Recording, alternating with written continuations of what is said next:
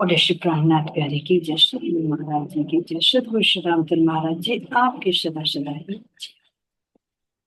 तो शेरपुर का प्रसंग सुंदर शाह जी है ना। तो हरिदास जी कह रहे हैं कि जब वो शाम के समय जब महाराज जी लेटे होते थे तो उनके चरण दबाने के लिए जाते। तो चरण दबाने का एक जाहिरा अर्थ है, एक बात जाहिरा में तो ये है कि भाई सतगुरु महाराज जी का तन है तो उनके चरण दबा रहे हैं ताकि उनको थकावट दूर हो जाए।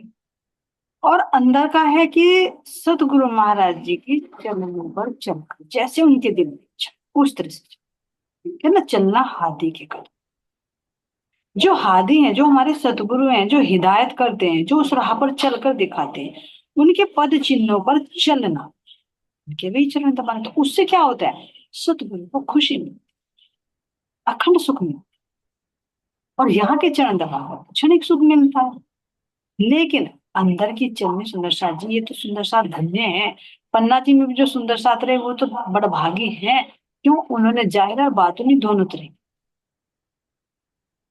बातूनी में भी उन्होंने वही कार्य किया जो सतगुरु महाराज जी जिसकी हिदायत करते थे, जिससे धामधनी को सुख मिलता था, आनंद मिलता था, वही कार्य करते थे। और बाहर से भी चरण दबाने की सेवा, कोई पावड़े बिछा रहा है, कोई चरण धो रहा है, कोई सिर टकले मार रहा है, सिर में कोई तेल लगा रहे जैसे गोदावरी बहन तेल लगाती है ना, कोई पलंग बिछा रहा है, कोई उठा रहा है, कोई पान बीड़े तैयार कर, कितनी सेवा करते हैं। ऐसे ही यहाँ पर भी सुंदर साथ सतगुरु महाराज जी के साथ रहते, उनका भोजन बनाना, उनके चरण दबाना, तो बाहर से भी और अंदर से भी दोनों तरफ की सेवा। लेकिन अगर हम अपना आकलन करें, ना तो बाहर के चरण में और ना ही अंदर, उस चलने पर नहीं चल पा रहे हैं जिस चलने की सतगुरु महाराज जी हमारे से अपेक्षा, कि मैं इनको इतना दे रहा हूं फिर ये कितना दे पाए। तो ना तो अंदर के और ना बाहर। अब तो केवल क्या है, स्वरूप की सेवा रह गई बस। चाहे फीका के दूध पिला दो, चाहे तेज नमक की सब्जी खिला दो, कैसे का भोग लगा दो, अपनी मर्जी से उठाने, अपनी मर्जी से सुनाने, अच्छे लगते हैं ना, जब भी तो अच्छे लगते हैं। अपनी मर्जी से अगर सतगुरु जरा से करे शब्द कह दे या कोई समय पाबंद कर दे तो फिर हम सतगुरु की चल नहीं, हम सतगुरु के अपने अकॉर्डिंग चला।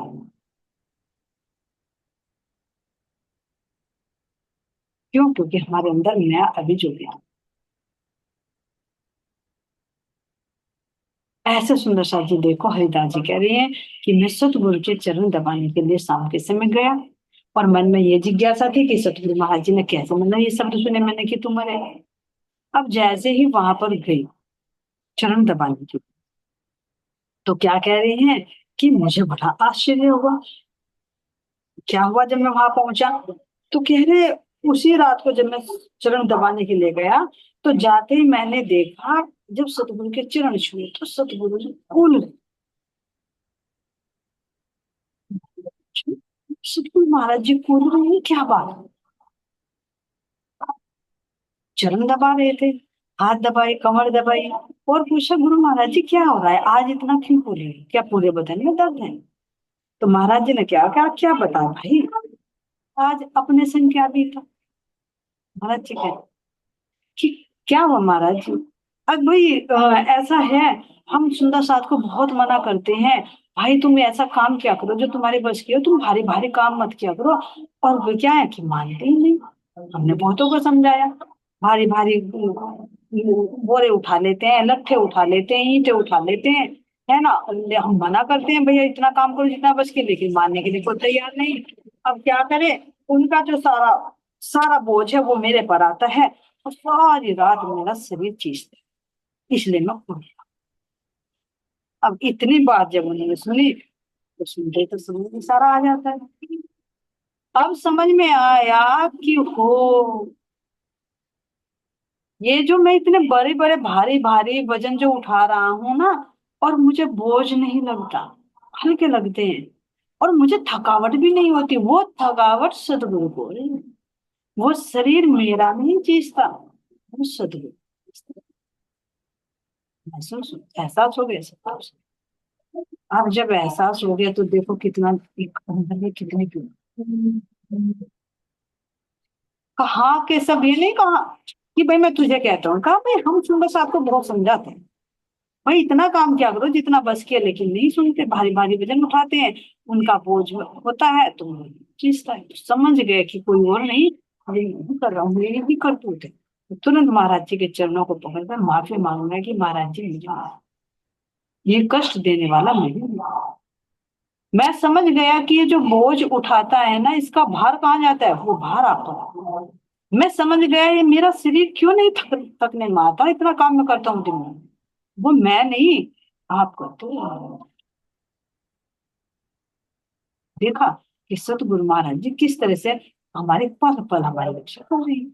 तो उन्होंने कहा कि चरण पकड़कर मैं रोने लगा कि महाराज जी मुझे माफ कर दो, मेरे से जो गलती हुई मैं आइंदा ऐसा गलती नहीं करूं। महाराज जी ने कहा कि काम करो, कि जब हम सेवा करते हैं महाराज जी, तो फिर आप क्यों लेते हो इस बोझ को, तो क्यों कह रहे भाई, जब हम अपनी मर्जी से आए हैं सेवा करने के लिए तो हम करेंगे, जितना वजन होगा हम उठाएंगे। फिर जब आप ये भार वहन कर लेते तो हम हल्का हल्का लगता और हम करे चले जाते, हमारे शरीर नहीं थकता। तो आप मत करा करो, हम करें। तो महाराज जी ने क्या जवाब दिया, अगर ऐसा ना करे ना भाई, तो यहाँ तेरे जैसे ना सब मरे पड़े। आश्रम का काम कोई हल्के में नहीं है। चार दो बच्चे हो, अपने एक पति हो, इन परिवार का भी बोझ उठा कर देते हैं। ये तो 100 200 गज में मकान होता है, आश्रम में देखो तो पूरी झाड़ू भी लगानी पड़ जाए तो कभी अरे ओ भैया, अरे सतगुरु महाराज जी कमर टूट गई, अरे खावे दुखने लगे, नहीं कर पाएंगे। महसूस करे सुंदर सा जी, कथनी कथनी नहीं, इसको महसूस करके देखिए। अगर आपको एक पन्ना जी के आश्रम में, वही चली पन्ना जी में ही, वहां के तुम्हें चौक में भी कह देना कि तुम्हें झाड़ू लगानी है, तो देख कहीं वो कह दो कि बस देखे थोड़े से मैं लगा लूंगी, थोड़े से मैं कोई और लगा लूँ। अगर बाहर बाहर की भी दे, मंदिरों की तो बात दूर की थी, या शेरपुर के आश्रम की देख ली, पन्ना जी में तो फिर भी बहुत बड़ा आंगन है। अगर उल्टे होगा तो सफाई भी करने लगो ना, तो क्या ना, वो पृथ्वी घूमते घूमते ना तुम्हें परम धाम नजर आएगा ये। तो ये सेवा करता कौन है अगर कर रहे हैं इसमें, हम नहीं, वो सतगुरु कर पाए। तो इसलिए महाराज जी कह रहे हैं कि भाई अगर हम ऐसा ना करें ना, सुंदर साथ के अंदर बैठकर उनका भार हम ना लेना, हम उन्हें बल ना देना, तेरे जैसे तो यहाँ मरे पड़े रहे। लेकिन हम क्यों करते हैं, क्यों, क्योंकि जब करने वाले यहाँ आते हैं ना, तो उनके मन का भाव भी रह जाता है और सेवा भी हो, काम भी हो जाता है, और सुंदर साथ के मन की भाव भी रह जाते कि भैया मैंने सेवा की, और उस पर बोझ भी नहीं पड़ा। ये देखे समझ। तो सतगुरु महाराज जी की सेवा देखिए, उनकी मेहरबानी प्रत्यक्ष में भी और परोक्ष में। प्रत्यक्ष में कैसे, सामने बैठे हैं सतगुरु महाराज जी, अपने मधुर वाणी का रस पिला रहे हैं, हमारी बाधाओं को हर रहे हैं प्रत्यक्ष में, और अंदर में बैठकर भी हमारे विकारों को निकालते हैं, और अंदर में बैठकर कैसे अंदर से बल प्रदान करते, चाहे वो वाणी की सेवा हो, चाहे तन की सेवा हो, चाहे मन की सेवा हो, चाहे धन की सेवा हो, सेवा में वही खड़ा रहे जाको धनिये पकड़। अब ये देखे सुंदर साथ जी कि सतगुरु महाराज जी किस तरह से यहाँ पर भी नाम सुंदर साथ का कर रहे हैं, और कर अपने आप रहे हैं। ये स्वभाव तो धनी का मूल से ही है, परमधाम से ही देखो। खेल मंगवाने की प्रेरणा दी किसने, अपने आप ने। और नाम किसका लिया कि हमने खेल मांगा धनी, हम तो खेल लिए। अब खेल में यहाँ पर आए, यहाँ आकर खुद जाहिर हो सकते थे, लेकिन क्या कहा, वो तुम मुझे जाहिर खुद कर सकते थे, लेकिन शोभा किसको दी, ये आठों बहिष्ठों की शोभा किसको दी कि तुम्हारी बरकत से जीवों को बहिष्ठ मिलेगी। शोभा किसको दी, करने वाले कौन है, दामदनी। और शोभा किसको दी, मोमिन जाको मोमिन मेहर करत है, ताके सुपने नहीं तो जग। ये नहीं कहा जाको धनी मेहर करत है, जाको मोमिन मेहर करत है, ताए सुपने नहीं तो जग। जिन पर मोमिनों की मेहर हो, हम आत्माओं की मेहर हो। शोभा किसको दे रही है, और करने वाले कौन? ऐसे ही वो गुण अब भी सतगुरु के अंदर बैठ कर वो कर रहे हैं, करवा रहे हैं हमारे से, लेकिन कर रहे हैं अपने आप। नाम किसका है? मोमिन। बड़ी बड़ाई मोमिन हो, ये देखो, जाकी सिफत करे हक, जिसकी सिफत धनी खुद गा रहे हैं, अपने आप भी गा रहे हैं और से भी गा रहे हैं। तो यहाँ से बिल्कुल विपरीत हो गया ना, यहाँ तो हर एक के अंदर ये है कि काम तेरा हो और नाम मेरा हो जाए। चाहे परिवार में देख लो, अपने सोसाइटी में देख लो, कहीं पर भी देख लो, काम तुम्हारा नाम मेरा हो जाए। लेकिन हमारे धनी संसार से अलग, काम मेरा लेकिन नाम तुम। ऐसे सदगुरु महाराज जी कैसे पल पल पल पल बल देकर कार्य कराए। अब ये एक ही प्रसंग नहीं है, पीछे नजर घुमा कर देखो, शुरू से ही देखो। जब सदगुरु देवचंद जी महाराज जी आ रहे थे रेगिस्तान में, किसने उठाया था वो पूरा भार? खुद धनी ने उठाकर बराती से मिला दिया था। उठाया नहीं उठाया भार, बाहर का भी उठा रहे हैं और अंदर का भी उठा रहे हैं, इसलिए प्रत्यक्ष में भी सेवा कर रहे हैं और परोक्ष में भी। अब अगर देखे तो यहाँ चलिए, अभी जो आया था मुल्क राज्य का, जो बनारसो माता जी के पति देव थे, उनका जब भार उठा, जब वहां सहारनपुर से आ रहे थे और ननौते से पैदल चल कर आ रहे थे, तो रमझाई की पटरी पर पेड़ के नीचे लेट गए। वहां से उठाकर अंग्रेज की कोठी तक किसने पहुंचाया? महाराज जी ने खुद सामान कहा ना कि यहाँ लुटवाएगा कि कुछ, वहां से तो बचा लाए, यहाँ लुटवाएगा कुछ। तो कौन उठाकर चल रहा है भार? सतगुरु महाराज।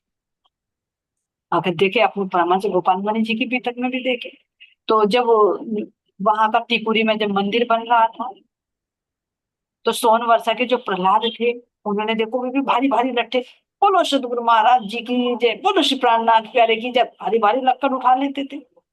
और जब देखा जाकर तो वो तो सारे कंधे सतगुरु महाराज जी के लाल हो रहे हैं।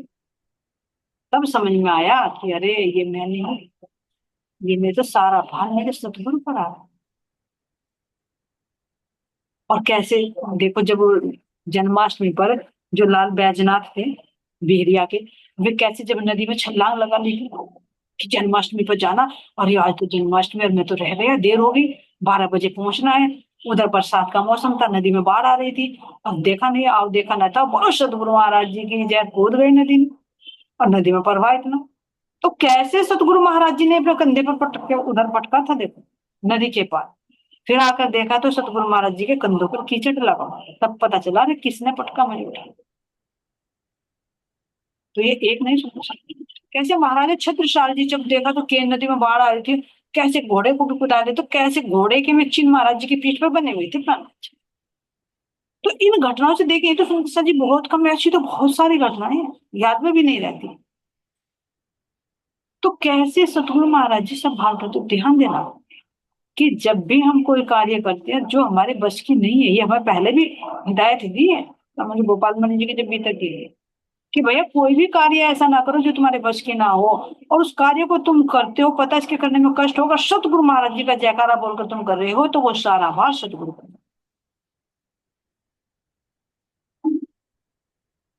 उसमें भी हमें यही हिदायत दी थी कि इतना काम करो जितना हो सके, अन्यथा वो सतगुरु को फिर कष्ट दे। ऐसे नहीं सतगुरु बनाए थे। सतगुरु शब्द बहुत पवित्र, बहुत पावन और बहुत उच्च कोटि का, जो बहुत हल्के में तोल ले, जिसको देखे उसको ही सतगुरु कहते हैं। जो सत्य की पहचान करा के उस सत्य से मिला दे और हमारे सारे भार को वो वहन कर ले, वो सतगुरु होता है। कहने के लिए तो हर कोई सतगुरु बना, लेकिन क्या वह अहलियत है? नहीं। ऐसे सुंदर साजिद देखे यहाँ पर, कितने महाराज जी ने उनकी रक्षा की है। और ऐसे यहाँ पर देखा कि भैया ये सारा भार तो मेरे सतगुरु के ऊपर आ रहा है। उन्होंने दे दिया कि मैं आज से कोई भी ऐसा कार्य नहीं करूंगा जिससे मेरे सतगुरु को कष्ट हो। इधर तो मैं चरण दबाता हूँ, और इधर प्रत्यक्ष में तो हम सेवा कर रहे हैं, और परोक्ष में क्या कर रहे हैं, सतगुरु को कष्ट दे रहे, तो ऐसा ही हम कर रहे हैं। प्रत्यक्ष में तो हम सोचेंगे अरे सतगुरु महाराज जी का स्वरूप बदला रखा भैया, दिन रात हम आरती कर रहे हैं, सेवा कर रहे हैं, गर्म कपड़े पहना दिए, पंखा चला दिया, लेकिन अंदर से कार्य ऐसे कर रहे हैं जिससे सतगुरु महाराज जी को कष्ट हो, जिससे राज्य महाराज जी को कष्ट हो। तो क्या वो सेवा सेवा है? वो समझ गए कि मैं ऐसे कार्य नहीं करूंगा जिससे मेरे सतगुरु को कष्ट हो। कब चीज तरह से बसाएंगे? जब हम वाणी के विपरीत चले, जब सदगुरु के कहे अनुसार नहीं चलते, सबसे बड़ा दुख। बाहर को तो वहन कर लेंगे, लेकिन अंदर का दर्द नहीं वहन होता कि मेरी रूह कैसे इसमें फंसी है, कैसे मैं इनको निकालूं। वो सबसे बड़ा दुख। तो यहाँ कह रहे कि मैंने अब समझा कि मैं क्या कर रहा था, उसी समय से देखा कि मैं करने वाला मैं नहीं।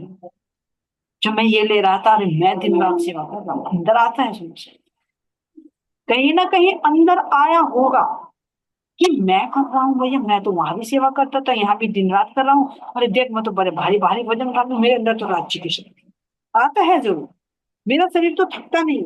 तो महाराज जी ने वो चीज भी दिखा दी कि ये करने वाला तू नहीं है। तभी ध्यान देना, तभी सतगुरु ने बोला कि तेरे जैसे तो यहाँ मरे पड़े रहेंगे अगर मैं ना करूँ। तो कहीं ना कहीं मैं थी, तो उस मैं को, उस अहंकार को दूर। तभी कह रहे कि मैं समझ गया, और उसी समय से मैंने अपने आप को सतगुरु के चरणों में समर्पित कर दिया, और अपनी जो सकल मेरा जो अहंकार था, अपनत्व था, वो सब मैंने चूल्हे में, यानी जो अंदर होगा जरूर मैं अपना, ये शब्दों में झांको। और आता है, ऐसी बात नहीं आता, करके देखो। अगर तुमने दो कार्य भी कर दिए तो वो भी चीज याद रखो, मैंने शेयर करनी की। अगर किसी को एक गद्दा भी लाकर दे दिया तो ये भी रहेगा इस अंदर के, मैं ये पकड़ कर बैठ जाएगा मैं, अरे मैंने सेवा की थी भाई, मैंने गद्दा लाकर दे दिया, कितनी जल्दी है। और कहे बिना नहीं रहते ये देखो, तनिक सी सेवा आश्रम में मिल जाए, कोई यही कहते भैया सुंदर साथ को इधर नहीं आने देना यहाँ पर, अरे हमें तो सतगुरु महाराज जी ने सेवा दी भैया, हम तो इस ड्यूटी पर लगे। देखो अंदर में छोटी सी भी मैं आ जाती, बहुत छोटी छोटी सी मैं, किसी को एक गिलास पानी भी चाहिए पूछे तो ना, किसी को गिरते हुए कोई पकड़ लिया ना, जैसे मोती सखी थी, उसमें भी आ जाता, अरे हमने पकड़ दिया बच गई, नहीं तो मर जाती, अरे ये नहीं पता पकड़ने वाला कौन है, हमारा तो बस की भी नहीं था, हम तो खुद लुढ़क जाते उसके साथ में, उठाने वाला कौन है, वो तो सतगुरु महाराज जी ने बन दिया, नहीं तो कह रहे कि तुम्हारे जैसे तो यहाँ लुढ़ के पाते हैं। देखा नहीं, जरा सी ठोकर लगती है तो हड्डी पसली सारी टूट कर एक हो जाती है, लेकिन महाराज जी के जाकर शरण में गिरे, गिरे भी, हमारे कुछ कर्म होंगे, गिरे भी, लेकिन सतगुरु महाराज जी ने फिर भी समझाया, तो आधे कर्म कट गए महाराज। न जाने घर पर होते, वो घड़ी तो आनी थी, तो हो सकता था हम हॉस्पिटल में भी जा सकते, लेकिन सतगुरु ने कहा कि मेरी शरण में आ जा, यहाँ आकर तेरा जो पाप कर्म होगा तो वो बहुत कम हो जाएगा, बहुत कम। कहा ना कि मौत आनी थी, वो ठोकर पे दी थी। ये महिमा होती है सुंदर सा, हमारे शेरपुर धाम की दिव्य धरा है। कोई आसान नहीं है कि हम समझे कि ऐसी चीज है। बहुत पुण्य, सतगुरु महाराज जी का आसन, कण कण में उनकी महिमा, उनका प्यार छिपा है। उस जिंदगी को कदम नहीं करके महसूस करके दे, कि ना जाने घर पर होते कहाँ होते तो कितना कुछ हो सकता था, लेकिन वहां सतगुरु ने कितने प्यार से संभाला। अब भी याद है सुंदर साहब जी, जब मोती सखी को वहां 20 पे संभालने चले, लड़खड़ा गई खुद को खुद से पूछे, मैंने कहा तू ही गई, लेकिन एकदम ध्यान आया हम संभालने वाले नहीं, उस सदगुरु संभालने वाले हैं। तो ये देखो कितना होना था, कितने बजे, ये उस तरह का उस सदगुरु की महिमा नहीं तो और क्या है। तो यहाँ कह रहे कि मैंने भी सारा अपनापन जो मेरे अंदर मैं थी, जो अहम भाव आ गया था कि मैं तो सेवा करता हूँ, वो मैंने सब चूल्हे में डाल छोड़ दिया। पता लग गया कि ये मैं करने वाला नहीं, ये मेरे सतगुरु ने करने वाला। जब भी हमें ये महसूस हो जाए ना, तभी अंदर में मैं नहीं रहेगी, रियलिटी है कहने में, और उसको एक अनुभव करने में धरती आसमान का फर्क है। कह तो देते अरे हम कहाँ कर रहे हैं, सतगुरु कर, लेकिन अगर तनिक किसी ने कहते रहे काम कैसे किया, तो तुरंत फिर क्यों रोना है, अरे मैंने तो अच्छी तरह से किया था, बताओ नाम रख दिया। फिर जब तुमने नहीं किया था तो रोना क्यों आया? फिर ये कहे ना कि सतगुरु ने किया था, तो उनको कह रहे मुझे क्या ही नहीं रहे। नोटिस करें इस चीज को, कितने सूक्ष्म रूप से अहंकार भरा रहता है। छिपा हुआ सबसे बड़ा चोर है, सरदार है इन सबका। जब अगर किसी ने कुछ कह दिया तो फिर उसके पीछे रोए क्यों, दुख क्यों हुआ? ये था ना कि मैंने किया ना। कह रहे कि सतगुरु ने। अगर मैं अपने पे भी, मान लीजिए अगर महाराज जी कोई भी शब्द बुलवा लगे, है ना, तो बोल तो रहा हूँ दीदी के। अगर किसी ने कह दिया भैया तूने तो ये गलत सब करा, तो अंदर में क्यों आया? मुझे पता मेरे से गलत हुआ, मेरा अपमान हो गया। तो अगर यहाँ अपमान की भावना आ रही है, थोड़ी सी गलानी गिल्टी हो रही है, तो यानी कहीं ना कहीं सूक्ष्म मैं कि मैं कर रही थी गलत हो गया। उसमें समझे सतगुरु महाराज जी ने पता नहीं क्यों बुलवाया, क्यों गलती करवाते करवाते हैं उस पर भी, इसमें भी उनकी मेहर है। अब ये कहे क्यों, गलत करवाने में क्या मेहर है? कहीं हमारे अंदर ईगो ना आ जाए कि भैया मुझे तो सब कुछ पता, मेरे से तो कभी गलती होती ही नहीं। तो सतगुरु महाराज जी वहां भी करते हैं कि कहते हैं ना कि जैसे माँ होती है ना, माँ, गुरु महाराज जी कहते थे कि जैसे माँ होती है ना। पूछा था मैंने एक बार गुरु जी से कि ऐसे भैया बताइए कि मतलब हर एक के अंदर कोई ना कोई कमी क्यों नजर आती। उन्होंने समझा कि बताओ ऐसे, जैसे माँ है ना अपने बच्चे को नहला देती है, धुला देती है, अच्छे कपड़े पहना देती है, लेकिन एक छोटा सा काला टिक्का लगा ताकि मेरे बच्चों को नजर ना लगे किसी। इसी तरह से राजी महाराज जी भी अपनी रूह को सब कुछ दे देते, को सब कुछ दे देते, लेकिन एक थोड़ी सी वो कमी छोड़ देते जिससे इसके अंदर अहंकार ना है कि हाँ मैं तो कुछ नहीं, मेरे अंदर तो कुछ, मैं तो एक काला टिक्का लगा देते ताकि अहंकार ना आए। तो ये भी धनी का लाड़ है, ये भी उनका प्यार है। क्यों? अंदर की ईगो मान। अब ये सोचे अरे माना सारा सुझाव दे जला दिया, अब पता नहीं क्यों काला टिक्का लगा दिया, तो हम तो नहीं समझ रहे काला हो गया। नहीं, उस टिक्के के पीछे भी प्यार है। ऐसे हमारे धनी के अंदर भी वो प्रेम है। जैसे कहा ना, इंद्रावती ने सबको जीत लिया, रात में भी जीत लिया, ब्रज में भी जीत लिया, जाग में भी जीत लिया, लेकिन एक छोटा सा काला टिक्का लगा दिया। कहाँ पर? अहमदाबाद के काला। कपड़े बदले, निकल गए कांजी बाई को छोड़कर, कह रहा अरे मेरी तो मति गति सारी हल्ली इस माया ने, ताकि ये ना कहे कि मैं जीत कर आ गई। हर तरह से धनी का लाभ है। तो कह रहे कि मैंने क्या किया, सब अपना तो सब अहंकार जो था सेवा का, वो सब डाल दिया कि समझ गया कि मैं करने वाला कोई नहीं है, इनके सदगुरु करने हैं जो भी कुछ कर। तो अब कह रहे हैं कि अब हमको और मौका मिला, जब अंदर की मैं भी खत्म हो गई, तो अब गुरु महाराज जी की तो मेहर कैसे बरसेगी। महाराज जी ने कहा भैया हरिदास तो अभी ऐसा कर, अब वहां मत जा मुजाहिदपुर, अभी कुछ देश यही शेरपुर में है और सेवा कर। तो चाह रहे थे और अंदर की अनुभूति करानी थी। तो कह रहे कि हमको मौका मिल गया शेरपुर में रहने का, तो हम वहीं पर सेवा करने लगे। अब इसके बाद में क्या अनुभव हुआ उसको बता रहे कि कुछ दिन के बाद जैसे सेवा करता रहता था, तो एक महात्मा जी आए आश्रम, और आकर वो क्या करते, मुकुट ले सिर पे धारण कर लेते और मुंडी हाथ में ले लेते और आश्रम में घूमने। तो अब यहाँ कह रहे हैं, और कभी कभी तो मुरली बजा कर भी दिखाता था, कभी कभी वो गोपियों की तरह कान्हा की तरह नाचता भी था, और कभी कभी ऐसे करता था मुंह फाड़ फाड़ कर मेरे पर घुमाता था। अब उसको देखकर मुझे धुंधल आती थी, और मैं उसको कह उठता था कि भैया तेरे जैसे कृष्ण नहीं होते, जो तू ये ढोंग रच रहा है ना, तो ढोंग रच रच के ना कोई कृष्ण नहीं बने। जैसे वो नाचता मुझे चिढ़ाता, मेरे पीछे भी भागता, मुझे और गुस्सा आता। तो एक दिन ऐसे ही मुझे बहुत गुस्सा आ गया, महाराज जी भी वहीं बैठे थे और वो महात्मा भी वहीं थे, और जैसे वो मुंह फाड़ कर मेरी तरफ को भागा, तो मैंने उसको कहा कि 1 मिनट में तुझे बता दूंगा अगर तू मेरे पास में आए। बहुत परेशान कर दिया था। मैं तुझे 1 मिनट में सबक सिखा देता, बस डर है तो इन महाराज जी का जो बैठे हैं, रामरतन महाराज जी के लिए कह रहे हैं कि महाराज जी का डर है, नहीं तो मैं तुझे अभी सबक सिखा देता, जो तू ढोंग बनाता फिरता है और यहाँ तरह तरह के ये ढोंग रचता है, कभी नाचता है, कभी गाता है, कभी मुरली हो जाता है। तो ऐसे ढोंगियों को मैंने बहुत फोटो को सीधा किया, तुझे भी सीधा कर दिया। ये तो ढोंग रचता है ना, तो ऐसे कृष्ण नहीं होते कि भाई तूने बेस बना लिया और कृष्ण बन गया। तो ऐसे कहा कि मैंने जब ये कड़वे शब्द बोले उसको, तो महाराज जी भी सुन रहे थे इन शब्दों को। और वो महात्मा भी सुन रहे थे। तो उन्होंने क्या कहा कि थोड़ी देर में देखा, जैसे इधर उधर को गए, तो वो मुकुट जो उस व्यक्ति के महात्मा के सिर पर था वो महाराज जी के सिर पर मुझे था। और मुरली भी उनके याद। देखे यहाँ पर क्या कह रहे। और वो जो महात्मा थे वो नंगे सिर नजर आ रहे हैं।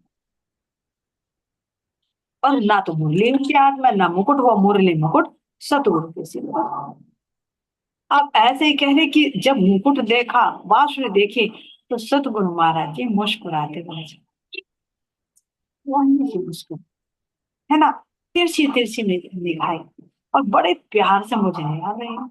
अब मैं देख रहा हूँ कि ये तो मुरली मुकुट कौन है भैया, ये तो सतगुरु महाराज जी की शक्ति थी, जो इस महात्मा के रूप में आकर मेरे साथ खेल कर रहे था ब्रजवाल। मैं समझ नहीं पाया, और मैं कभी ढोंगी और कभी कुछ बता रहा हूँ। सही था। लेकिन देखते देखते जैसे मोहिनी मूरत मुस्कुराहट भरी है, अधरों पर वो लालिमा तो थी, मंद मंद, और सिर पर चमकता उनके। और जैसे ही अपने हाथों में मुरली ली और अपने अधरों पर रखकर वो मुरली की तान जब गिरी ना, तो कह रहे कि जैसे मुरली की धुन को सुनकर अपनी बोमी से सांप निकल आता है ना, और वो लहरें लेने लगता है, इस तरह से मैं भी हूं क्या उस बांसुरी में। मैं अपनी सुध बुध खो बैठा, और मेरे अंदर की जो वृत्ति थी आत्मा की, वो इस सोए हुए जो शरीर रूपी कब्र में पड़ी हुई थी, वो उस बांसुरी को सुनकर बाहर हिलोरे लेने लगी, और आत्मा एकदम जागृत हुई। अब देखो उस मुरली की धुन में क्या था, अंदर की पुकार। ऐसे नहीं कि ये कहते कि सतगुरु महाराज जी की जो बांसुरी की धुन थी वो पांचों गांव में सुनाई देती थी, रात को उठकर बांसुरी बजाते थे। पहले भी खुला है तुकमनी में ये। बांसुरी क्या है, केवल ये नहीं कि तान छेड़ ली, और केवल ये नहीं है कि नाम ले लेकर ही पुकार रही है। उस बांसुरी के माध्यम से महाराज जी अंदर के रहस्य खुले। जैसे भी ये कहे कि ये वाणी बांसुरी है, तो इसमें कितने रहस्य खुल गए। सब कुछ तो हृदय की बात है उनके। तो जब इस मीठी मीठी मधुर मुरली जो सतगुरु महाराज जी के हृदय में राज जी महाराज जी बैठे हैं, और उनके हृदय की पुकार जब बाहर निकल रही है, तो बता क्या आत्मा सोई रह सकती है। वास्तव में वो तो अपनी इस भूमि से निकलकर बाहर आकर लहरें ही लेने लगे, शुद्ध बुद्ध होकर नाचने ही लगे खोकर। ऐसे नाचने लगी है, आनंद की वृत्ति में वो थी। बाहर से नाचने नहीं कि शरीर से नाचने लगे। शरीर बेसुधी में चला जाएगा, और आत्मा की वृत्ति इस वाणी को सुनकर, इन शब्दों को सुनकर उस आनंद में हिलोरे लेने लगेगी, जिस जो आत्मा का नृत्य है। आत्मा के गुण अंग इंद्रियां सब कुछ उस आनंद में सरोवर हो जाए। ऐसे कह रहे कि मेरी हालत ऐसी हो गई उस बांसुरी में। और कह रहे कि ऐसा हाल हुआ आत्म का, अधिक नहीं बतलाया जाता, क्योंकि ये अंदर का अनुभव। जब कोई शब्द मन का हृदय में उतरता है, तो मैं आह्लादित करता, आनंदित करता। क्या उस आनंद को बताया जा सकता है? तो इसलिए कह रहे हैं कि इसको बताया नहीं जा सकता। इस तरह से सतगुरु ने पारलौकिक हमें साक्षात्कार, ये देखो मैं कौन सी शक्ति है। इसलिए रोका था आश्रम। क्यों? क्योंकि अंदर की मैं खत्म, बाहर से तो तन समर्पित कर ही दिया था सिर्फ, अंदर की मैं भी खत्म हो गई, क्योंकि अभी तो मुझाइल को केवल झलक झलक दिखाई। लेकिन यहाँ तो वो हृदय की बांसुरी बजाकर कह रहे कि पूर्ण साक्षात्कार करा दे, अपनी पहचान करा दे। कह रहे ऐसी लीला महीनों भर चली। तो ऐसे नहीं सुंदर साहब जी, ध्यान देना, जब हम सतगुरु महाराज जी के सानिध्य में रहेंगे तो जरूर अनुभव होगा। कोई भी अनुभव हमें एक मिनट में नहीं होता कि एक मिनट में हमें अनुभव हो जाएगा। ध्यान देना सुंदर साहब जी, हर अनुभव के लिए समय लगता। यहाँ भी देखो, तुम किसी रिलेशन में जाओ अपने रिलेटिव्स के यहाँ पर गए, एक दो घंटे के लिए गए, खाया पिया ठीक है, एक दो घंटे तक तो उसका व्यवहार सही रहेगा। ऊपर ऊपर का दिखावा करेगा। हाँ, लेकिन कुछ समय रहे तो पता चलता है उनके वास्तव, क्योंकि ऊपर का पर्दा वो हट जाता। तो इसी तरह से हम आश्रम में जाते हैं, 1-2 घंटे के लिए मेहमानदारी की तरह गए, खाया पिया और आ गए। लेकिन जो वहां रहेगा तो क्या सदगुरु उसका अपना अंदर का अनुभव नहीं दिखाएंगे, अपना असली रूप नहीं दिखाएंगे? मैं तो बाहर बाहर से देख लिया, हाँ भाई समाधि में महाराज जी का स्वरूप है, झालर लगी हुई, माला पहन रखी है, वाणी बदला रखी है, देख लिया। लेकिन अंदर जो छिपा रूप है उसको तो जब भी परखेंगे, जब वहां रहेंगे, जब समय देंगे। तो सतगुरु जब रोकते हैं ना तो कुछ कराने के ऐसे कहा यहाँ पर कि ऐसी ये महीने, ये लीला जो चली मेरे महीने, जब मैं शेर पूर्णिमा, इस प्रकार बरसे मेरे सरकार, इस तरह से मेरी सरकार, मेरे धाम के धनी मेरे पर अपनी मेहर की वर्षा बना। हरिदास हुआ बावरा, सुनो पागल के प्रेम, गहरे में डूब गए। ये हरिदास तो पागल हो गया। इस तरह से इस पागल के बयान सुनो, इनके वचन सुनो क्या कह रही है। जिनका वादा था मिले हमें ऐन के ऐन, जिन्होंने वादा किया था कि मैं आकर मिलूंगा तुम्हें, ऐसे वे हमें ऐन के ऐन यहाँ पर आकर मिले। कैसे कह रहे हैं सुंदर शाह जी, क्योंकि वाणी में भी आता है कि रसूल आया हुक्मे नाम धराया गया, और हुक्म बजाए पीछे फिरे सोई ऐन के ऐन। यानी जब वो उनका हुक्म आया तो यहाँ पर वो ज्ञान कहलाए, यानी जिन्होंने अपना ज्ञान दिया। और जब अपना वास्तविक स्वरूप दिखाया, हुक्म बजाए के पीछे फिरे, फिर एन के एन, यानी वही स्वरूप जो परम धाम का मूल स्वरूप है, बाहर सतगुरु के रूप में, अंदर किस रूप में, अपने वास्तविक रूप में। तो जो वादा उन्होंने परम धाम में किया था कि मैं आऊंगा, तुझे जगाऊंगा, तेरे पास रहूंगा, तो वो उन्होंने अपना वास्तविक स्वरूप मुझे दिखा दिया, बाहर का एन का भी दिखा दिया और ज्ञान का भी दिखा दिया, दोनों, सतगुरु रूप में भी और अपने मूल स्वरूप में भी। क्यों? क्योंकि परमधाम में उन्होंने वादा किया। तो ऐसे सतगुरु मुझे मिल गए। अब सुंदर साथ जी आगे की प्रसंग बताते हैं कि एक बार ऐसे ही हम सतगुरु के साथ कहां पर गए, पन्ना जी, कि भाई चलो सतगुरु महाराज जी के साथ में। महाराज जी ने कहा कि चलो भाई तुम्हें पन्ना लेकर चलते हैं और वहां पर तुम्हें दर्शन कराएंगे। अब दर्शन करा के यहाँ पर कह रहे कि हमें ले गए और जगह जगह के हमें दर्शन कराए, और जगह जगह के हमारे राज भी खोले। राज का मतलब जो भाई क्या क्या कारण था यहाँ पर, क्या लीला होगी, जैसे घुम्मट जी का पूछे, या फिर बंगला जी का पूछे, या सदगुरु मंदिर का पूछे, है ना, खींचड़ा का पूछे, या अपना का पूछे, जो मंदिर है हमारा चोपड़ा मंदिर है। तो कह रहे महाराज जी ने सब कुछ समझा और जगह जगह के हमें दर्शन भी कराए। और कह रहे हैं कि दरस कराए जगह जगह के, खोले जगह जगह के राज, मिटी दाची बड़ी हृदय की, किए भेद जब सभी। जो हमारे से छिपी हुई बात थी वो सारी बातें जब खोल खोल कर दिखाई, तो हृदय में जो एक प्यास थी वो बुझती चली गई, शांत होती चली गई। वो कह रहे साथ साथ रहते हम हरदम, फिर सतगुरु पर बंधी उम्मीद। वो सतगुरु के साथ साथ, क्योंकि सतगुरु से बहुत उम्मीद बंधी हुई थी। क्या बंधी हुई थी कि चलने से पहले कह देता चलो भाई तुम्हें परमावती गुरु लेकर चलते हैं और वहां तुम्हें राज जी के दर्शन करा के लाते हैं। तो एक उम्मीद थी, तो पता नहीं सतगुरु महाराज जी कब दर्शन दिला दे और हम इधर उधर ही भटकते रह जाए, हमें पता ही ना चले वो काम हो भी जाए। तो कह रहे हम उनके साथ साथ रहते थे और हम भी चले, हमें उकसाकर एक दिन दर्श कराने चले। इसलिए हम एक उम्मीद बंधी हुई थी कि सतगुरु महाराज जी हमें दर्शन कराएंगे राज्य जी के। लेकिन कह दिया कि भैया जब भी मैं वहां जाऊं और कोई मेरा सम्मान करे, माला डाले, तो तुम जयकारा मत। पहले हिदायत दे दी, हम तुम्हें राज्य के दर्शन कराएंगे। अब चलते हैं यहाँ पर, तो कह रही है इस तरह से हम सारे चल दिए। लेकिन जैसे ही चलकर सबसे पहले कहाँ पहुंचे, गुम्मट जी। और गुम्मट जी में तो जब महाराज जी जाते थे तो पता ही तो, धामी सुंदर साथ कितना सम्मान करते थे। जाते ही फूलों मालने से उनका स्वागत किया। अब स्वागत करते ही जैसे माला डली तो कह रहे कि मैंने जोर से बोल दिया, बोलो श्री प्राणनाथ प्यारे की। बोल दिया जोर से, जब माला पहनाई। तो अब कह रहे हैं कि जैसे ही मेरे से जय बोली, सतगुरु महाराज जी की आंखें निकली मेरी तरफ को। तुझे मना किया था ना कि जय नहीं बोलनी, फिर जय बोली। कोई बात नहीं, बच कर निकली।